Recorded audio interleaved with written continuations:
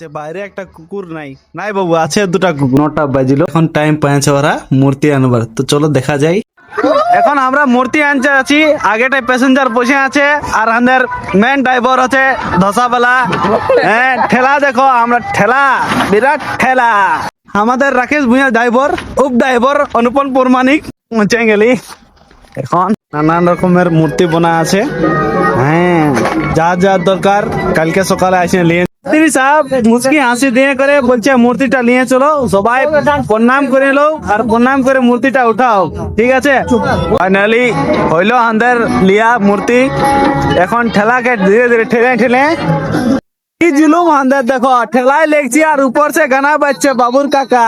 আর এইটা হইলো বাবুর কাকা, এইটা দেখো, এইটা এইটা রাকেশ নিজের শক্তির সহি উপयोग করতে হয়ে বসে নিল।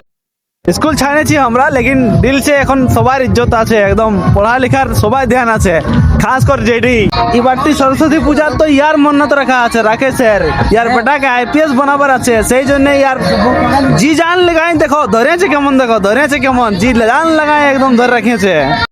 তো সরস্বতী পূজা করতেই নাই, ইয়ার শালির জন্য আসবে, সেই জন্য সরস্বতী পূজা করবার নাম লিছে, নাহলে তো এই করতেই। মূর্তি রেখা হবে। হ্যাঁ ভালো আছে রে, ভালো আছে রে, ভালো আছে রে।